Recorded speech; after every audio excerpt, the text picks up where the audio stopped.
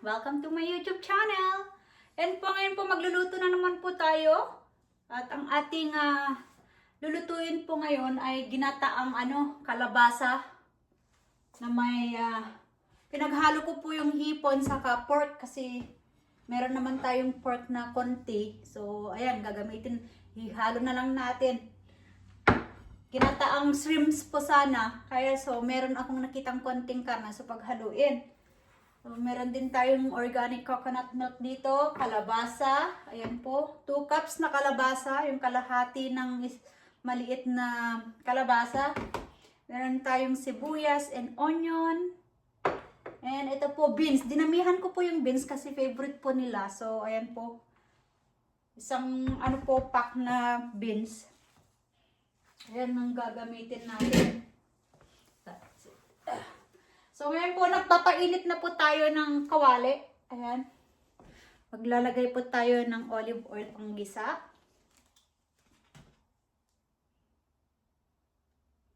Igigisa po natin yung yung pork muna. Ayan.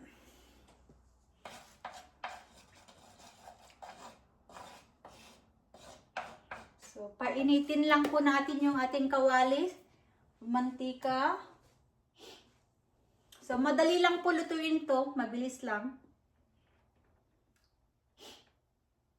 Ayan. So, ngayon po, ako lang dito sa taas. Si Kuya, may pinuntahan po. Tumawag yung kaibigan na humihingi ng tulong. Kung pwede bang puntahan siya para tulungan dahil nasiraan po ng van.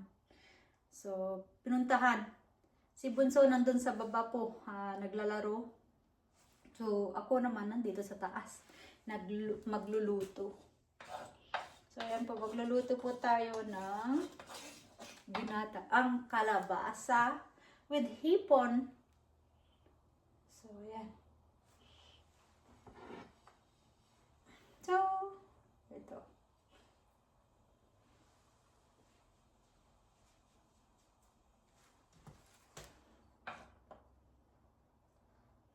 Kasi magtutubig yan mamaya. So, igigisa na po natin. Mainit na. Ayan. See? Tumunog. So, ayan. Igigisa lang po natin ang garlic.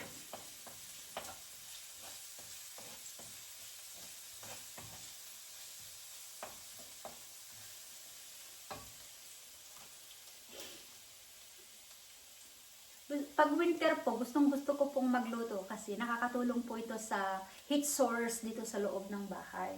Kaya palagi akong nagbe-bake, ganun, luto-luto.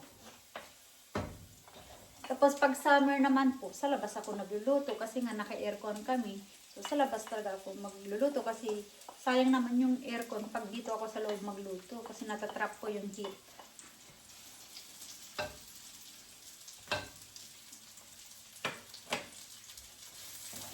Bango ng bawang. Alam niyo po yung bawang na ginagamit ko is yung hinarvest ko sa aking garden. So yung tanim ko po. So yung tanim ko pong garlic is aabot talaga yun ng 1 taon. Hindi ako bumibili ng ng bawang sa grocery. Tamang-tama kasi pag naubos na po yung aking bawang, pwede ko na ring harvestin yung tinanim ko. Ganoon po. So by late of July, pwede na akong mag-harvest ng bawang na tinanim ko nung late din ng October ko tinanim, fall season. So, pwede ko harvestin late ng July.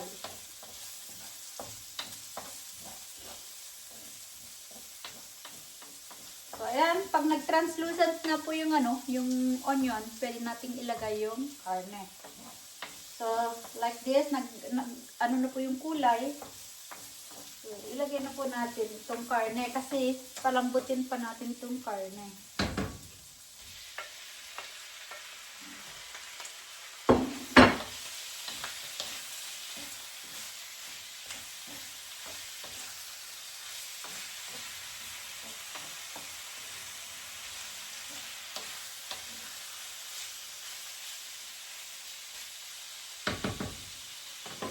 So, lutuin lang po natin yung karne sa takpan ko para mas mabilis maluto. Ayan. So, ayan po. After 5 minutes,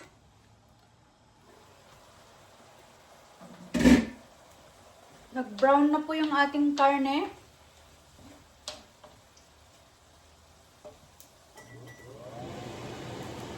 Lalagyan po natin ng ng patis, fish sauce.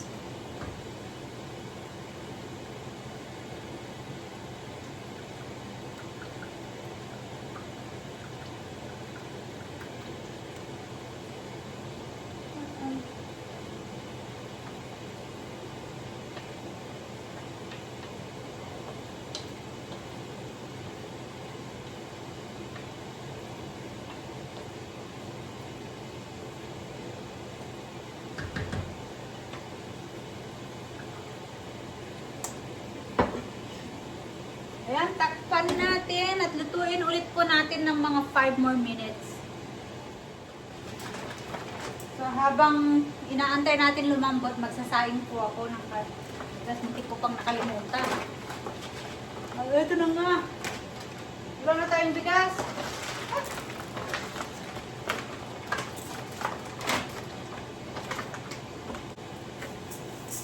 Ayan. Wala na kaming bigas. Alam niyo po ito, ang 8 kilogram po na bigas sa amin, nagtagal po, ano po ito yung binili po namin, ano to November? Binili namin ng November, ngayon pa lang po naubos. November, December, January. So 2 months. 2 months po. 8 kilogram. Ang tagal na ubos ang liit na bag. 8 kilos na bigas.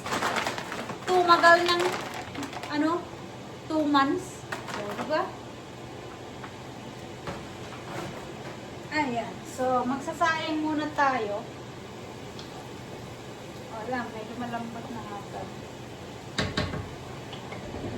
Lapit ng malambot. So, magsasaing muna tayo ng bigas. So, ayan po, malambot na po yung ating karne. Malambot na po, so, ayan. Lalagay na po natin yung gata.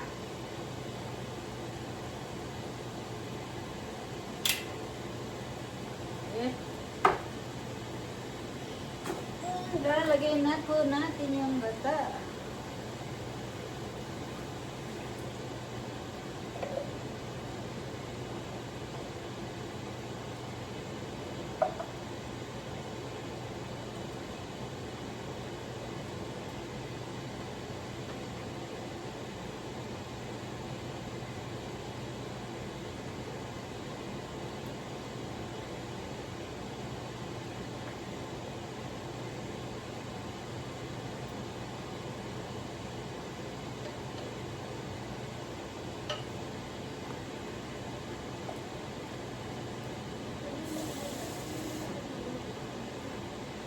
So, nilagyan ko po ng 1/4 na tubig para makuha yung natirang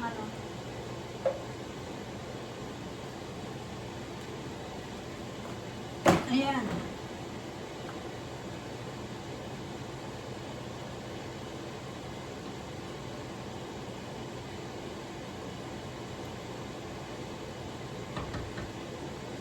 Ayan po, isimmer lang po natin or pakuluan. Pakuluan lang po natin. Antayin lang po natin. Kumulo. Kasi yung shrimps po madaling maluto kaya ihuli natin to.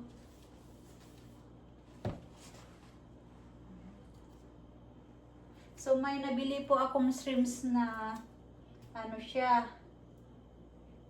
Wala nang ulo. Ayan, yung ganyan. Tanggal na po yung ulo. Saka malinis na, wala na rin yung black dito. Malinis na. So, ayan, kumukulo na po. Ilagay na po natin yung ating kalabasa.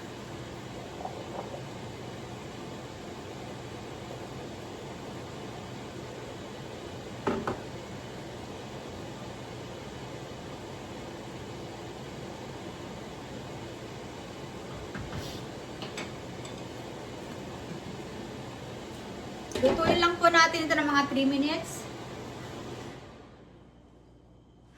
3 minutes lang po. So, ayan po, after 3 minutes, ayan. After 3 minutes, ilagay na po natin yung beans. Para hindi ma-overcook yung kalabasa. Marami yung beans natin, kaya tignan ko kung ilagay ko ba lahat or what.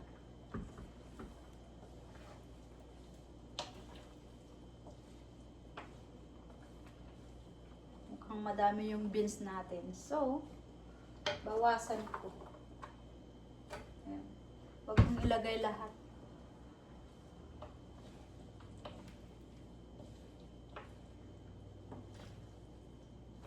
So, ano po, lutuin ulit po natin ng mga 3 to 5 minutes.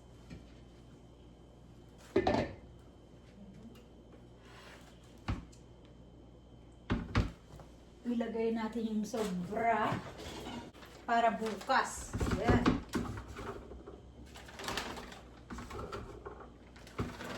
Madami yung beans.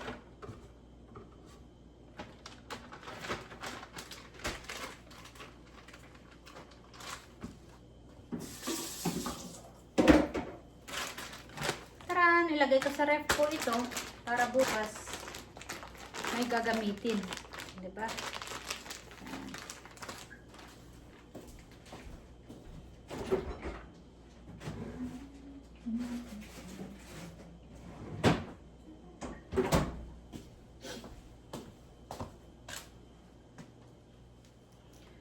So ayan po, after 4 minutes, check na po natin.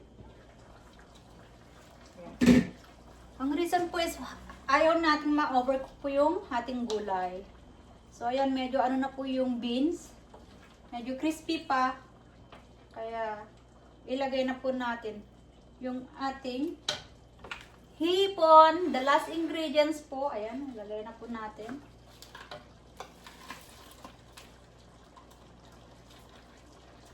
Ayan, lutuin lang po natin ng mga 4 to 5 minutes hanggang maluto yung ating shrimps and yung kalabasa is magiging soft na. Ayan. So you can see, nakita nyo po. Ayan na po. So, isimmer lang po natin ng mga 4 to 5 minutes. Lapit na pong maluto. Ayan. Ang bilis. Ito po yung pinakamadaling lutuin. So, ang bilis lang po. Ilang minuto lang po yan. So, ayan po. After 5 minutes natin nilagay yung shrimps. Check natin. Taran! Ito na po. Luto na. So, titikman po natin kung tama ba yung ating timpla. So, check natin kung luto ba yung yung kalabasa. Ayan po. Soft na po yung ating kalabasa. I-check po natin kung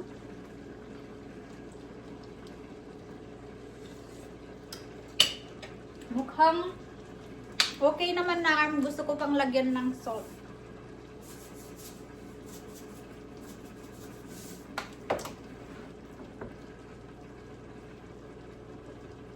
Yan.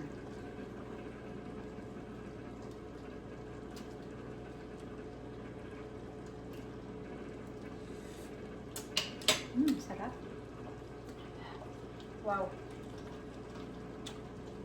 Ang sarap po. So, ayan na. Luto na po yan.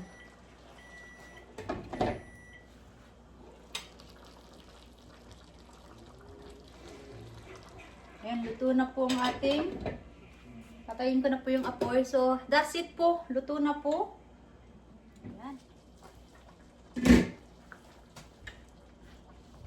So, ito na po yung ating ginataang kalabasa with shrimps and pork. Ayan. Ang sarap po nito. Ayan. Sarap. Yum, yum, yum, yum. So, di ba napakadali pong lutuin? So, ayan po. I'm sure magugustuhan po nito. So, yung kalabasa natin is perfect. Hindi po naging mushy. Yun yung gusto nila. Ayaw nila na maging mushy. So, ayan. So, eto na nga po yung ating niluto. Ayan. Ang sarap po. Yan po yung kalabasa. Ginataang kalabasa natin. Ayan.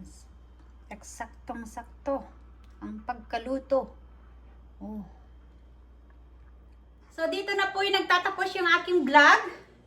Salamat po sa panunood. So, ito na po yung ating niluto. Ayan. Ito na po yung ating niluto na ginataang kalabasa. So, again, thank you for watching, guys. Bye-bye. Para kakain na po kami. Ayan. Sarap.